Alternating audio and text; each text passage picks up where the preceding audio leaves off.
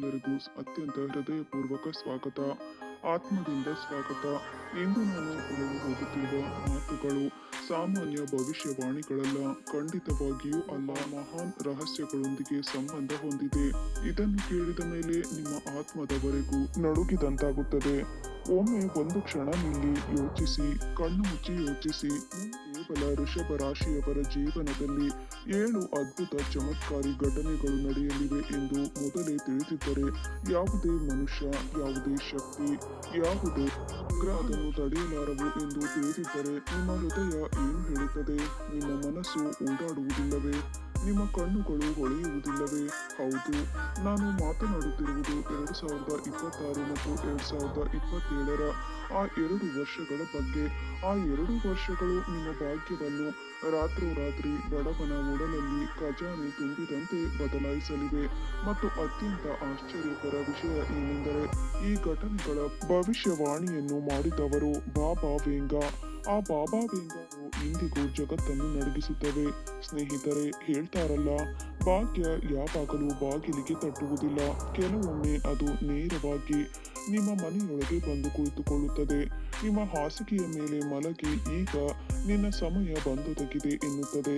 ಮುಂದಿನ ಸಮಯ ವೃಷಭ ರಾಶಿಯವರಿಗೆ ಸರಿಯಾಗಿ ಹೀಗೆಯೇ ಮಾಡಲಿದೆ. ಈಗ ಈ ವಿಡಿಯೋದಲ್ಲಿ ನಾನು ನಿಮಗೆ ಈ 7 ದೊಡ್ಡ ಘಟನೆಗಳ ಬಗ್ಗೆ ಹೇಳುತ್ತೇನೆ. ಅದು 2026, 2027ರಲ್ಲಿ ವೃಷಭ ರಾಶಿಯವರ ಜೀವನವನ್ನು ಬದಲಾಯಿಸಿ ಬಿಡುತ್ತದೆ. ಆದರೆ ಮುಂದುವರಿಯುವ ಮೊದಲು ಹೃದಯದಿಂದ ನಿಮ್ಮನ್ನು ಆಹ್ವಾನಿಸುತ್ತೇನೆ. ನಮ್ಮ ರಾಶಿ ಭವಿಷ್ಯ ಸ್ಪೆಷಲ್ ಚಾನೆಲ್ಗೆ ಸೇರಿಕೊಳ್ಳಿ, ಸಬ್ಸ್ಕ್ರೈಬ್ ಮಾಡಿ, ಬೆಲ್ ಐಕಾನ್ ಒತ್ತಿ. ಯಾಕೆಂದರೆ ಈ ದಿವ್ಯ ಸಂದೇಶ ಕೇವಲ ನಿಮ್ಮವರೆಗೆ ಮಾತ್ರವಲ್ಲ, ತಮ್ಮ ಭಾಗ್ಯಕ್ಕಾಗಿ ಕಾಯುತ್ತಿರುವ ಪ್ರತಿಯೊಬ್ಬರಿಗೂ ತಲುಪಬೇಕು. ಈಗ ಸಿದ್ಧರಾಗಿ, ಒಂದು ಅದ್ಭುತ ಬಹಿರಂಗಪಡಿಸುವ ಪಯಣ ಶುರುವಾಗುತ್ತಿದೆ. ವೃಷಭ ರಾಶಿಯವರೇ, 2026, 27 ಇಂತಹ ವರ್ಷಗಳು ಪದೇ ಪದೇ ಬರುವುದಿಲ್ಲ. ಇಂದು ನಾವು 7 ಅದ್ಭುತ ಘಟನೆಗಳ ಬಗ್ಗೆ ಮಾತನಾಡೋಣ.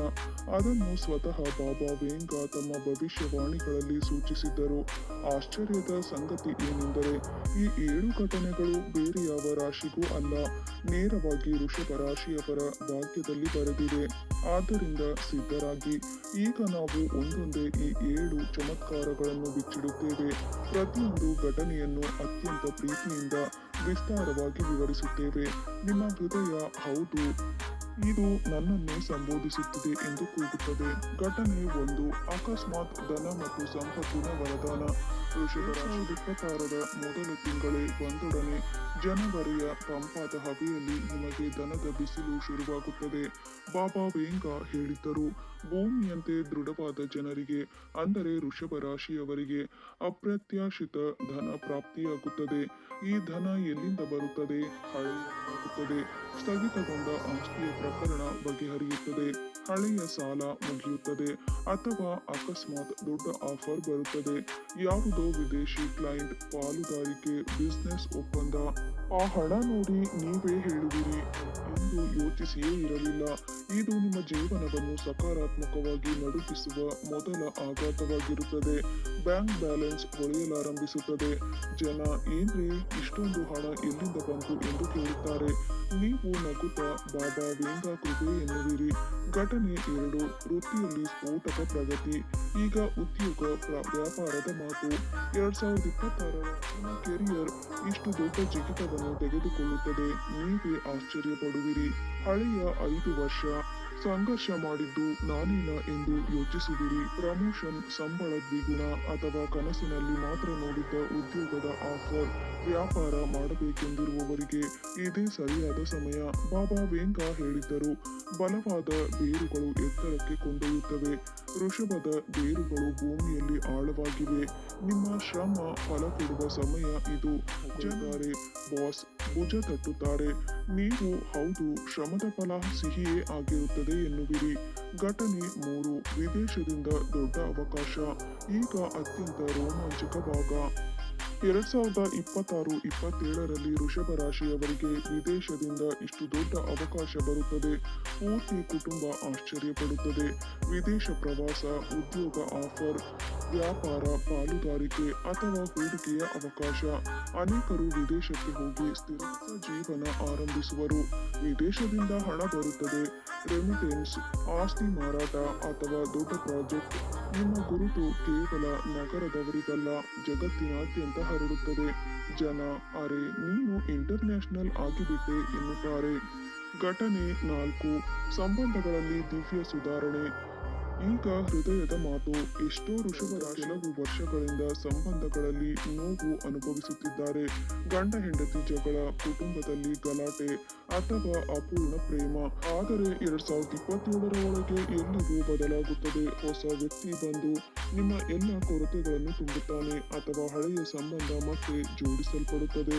ಕ್ಷಮೆ, ತಿಳುವಳಿಕೆ, ತಪ್ಪಲಿ, ಪ್ರೇಮ ಮತ್ತೆ ಎಚ್ಚರಗೊಳ್ಳುತ್ತದೆ. ಮಕ್ಕಳು ನಿಮ್ಮ ಮಾತು ಕೇಳಲಾರಂಭಿಸುತ್ತಾರೆ. ಮನೆಯಲ್ಲಿ ಸುಖ ಶಾಂತಿ ತುಂಬಿಕೊಳ್ಳುತ್ತದೆ. ಇದು ಹಣದಂತಹ ಶಾಂತಿ. ಘಟನೆ 5, ಆಧ್ಯಾತ್ಮಿಕ ಶಕ್ತಿಯ ಜಾಗೃತಿ. 2026-27 ಕೇವಲ ಧನ ವೃತ್ತಿಯ ವರ್ಷವಲ್ಲ, ಆತ್ಮದ ಉದಯದ ವರ್ಷ. ಅಕಸ್ಮಾತ್ ಧ್ಯಾನಕ್ಕೆ ಮನಸ್ಸಾಗುತ್ತದೆ, ದೇವಾಲಯಕ್ಕೆ ಹೋಗಲು ಒಲವು, ಪೂಜಾ ಪಾಠಗಳಲ್ಲಿ ಆಸಕ್ತಿ, ಕನಸಿನಲ್ಲಿ ಸಂದೇಶ, ಗುರು ಭೇಟಿ ಅಥವಾ ಚಮತ್ಕಾರ. ಬಾಬಾ ವೇಂಗ ಹೇಳಿದ್ದರು, ದೃಷ್ಟಿಗೆ ಮೀರಿದ್ದನ್ನು ನೋಡುವ ನೀವು ಭವಿಷ್ಯವನ್ನು ಅರ್ಥ ಮಾಡಿಕೊಳ್ಳಲಾರಂಭಿಸುವಿರಿ. ಜನರ ನಿಯತನ್ನು ಓದಲಾರಂಭಿಸುವಿರಿ. ಮನಸ್ಸು ನಾನು ಕೇವಲ ದೇಹವಲ್ಲ, ಆತ್ಮನೂ ಆಗಿದ್ದೇನೆ ಎನ್ನುತ್ತದೆ. ಘಟನೆ 6, ಒಂದು ದೊಡ್ಡ ಎಚ್ಚರಿಕೆ. ಆರೋಗ್ಯ ಮತ್ತು ಒಂದು ತಪ್ಪು. ಆದರೆ ಸ್ನೇಹಿತರೆ, ವರದಾನ ಇರುವಲ್ಲಿ ಎಚ್ಚರಿಕೆಯೂ ಇರುತ್ತದೆ. 2027ರಲ್ಲಿ ಆರೋಗ್ಯದ ಬಗ್ಗೆ ತುಂಬಾ ಗಮನ ಹಾಕಿ. ಒತ್ತಡದಲ್ಲಿ ತಪ್ಪು ನಿರ್ಧಾರ ತೆಗೆದುಕೊಳ್ಳಬೇಡಿ. ಅವಸರದಲ್ಲಿ ಹೂಡಿಕೆ ಮಾಡಬೇಡಿ. ಖಾಸಗಿ ರಕ್ತದೊತ್ತಡ, ಸಕ್ಕರೆ ಮತ್ತು ಹೊಟ್ಟೆ ಸಮಸ್ಯೆಗಳ ಮೇಲೆ ನಿಗಾ ಇರಲಿ. ಬಾಬಾ ವೇಂಗ ಹೇಳಿದ್ದರು, ಸರ್ಕಾರದಿಂದ ನಷ್ಟ. ಆದ್ದರಿಂದ ಧೈರ್ಯ, ಸಮತೋಲನ ಇಟ್ಟುಕೊಳ್ಳಿ. ಇದು ಭಯಕ್ಕಲ್ಲ, ಜಾಗೃತಿಗೋಸ್ಕರದ ಎಚ್ಚರಿಕೆ. ಘಟನೆ 7, ಭಾಗ್ಯದ ಬಾಗಿಲು. ರಾಜಯೋಗದ ನಿರ್ಮಾಣ. ಈಗ ಕೊನೆಯ ಅತಿ ದೊಡ್ಡ ಸಂಖ್ಯೆ. 2027ರ ಅಂತ್ಯಕ್ಕೆ ವೃಷಭ ರಾಶಿಯ ಮೇಲೆ 30-35 ವರ್ಷಗಳಲ್ಲಿ ಒಮ್ಮೆ ಬರುವಂತಹ ರಾಜಯೋಗ ನಿರ್ಮಾಣವಾಗುತ್ತದೆ. ಧನ, ಕೀರ್ತಿ, ಪ್ರತಿಷ್ಠೆ, ಗೌರವ ಎಲ್ಲವೂ ಸಿಗುತ್ತದೆ. ಜನ ನಿಮ್ಮ ಮಾತನ್ನು ಕೇಳುತ್ತಾರೆ, ಸಲಹೆ ಕೇಳುತ್ತಾರೆ. ನೀವು ಹೌದು, ನಾನು ಜೀವನದ ಉತ್ತುಂಗದಲ್ಲಿದ್ದೇನೆ ಎನ್ನುವ ರಾಶಿಯ ನಿಜವಾದ ಭಾಗ್ಯ ಎಂದು ಹೇಳುತ್ತದೆ. ಸ್ನೇಹಿತರೆ, ಯೋಚಿಸಿ. 7 ಘಟನೆಗಳು: ಧನ, ವೃತ್ತಿ, ವಿದೇಶ, ಸಂಬಂಧ, ಆಧ್ಯಾತ್ಮ, ಎಚ್ಚರಿಕೆ ಮತ್ತು ರಾಜಯೋಗ. ಇಂತಹ ವರ್ಷ ಪದೇ ಪದೇ ಬರುತ್ತದೆಯೇ? ಖಂಡಿತವಾಗಿಯೂ ಇಲ್ಲ. ಇದು ಒಮ್ಮೆಯೇ ಬರುತ್ತದೆ. ಅದು ಕೇವಲ ವೃಷಭ ರಾಶಿ. ಆದ್ದರಿಂದ ಸಿದ್ಧರಾಗಿ. 2026-27 ನಿಮ್ಮ ಜೀವನದ ಚಿನ್ನದ ಅಧ್ಯಾಯವನ್ನು ಬರೆಯಲಿವೆ. ಕೇವಲ ನಂಬಿಕೆ, ಧೈರ್ಯ ಮತ್ತು ಸ್ವಂತ ಮಾತಿನ ಮೇಲಿನ ವಿಶ್ವಾಸ ಇಟ್ಟುಕೊಳ್ಳಿ. ಯಾಕೆಂದರೆ ಮುಂದಿನ ಸಮಯ ನಿಮ್ಮದು. ವಿಡಿಯೋ ಇಷ್ಟವಾದರೆ ಲೈಕ್ ಮಾಡಿ. ವೀಕ್ಷಿಸಿದ್ದಕ್ಕೆ ತುಂಬಾ ಧನ್ಯವಾದ. ವಿಡಿಯೋದಲ್ಲಿ ಇನ್ನಷ್ಟು ಮಹತ್ವದ ಮಾಹಿತಿಯೊಂದಿಗೆ ಭೇಟಿಯಾಗೋಣ. ಜೈ ಮಾ ದುರ್ಗಾ, ಜೈ ಮಾ ಭದ್ರಕಾಳಿ.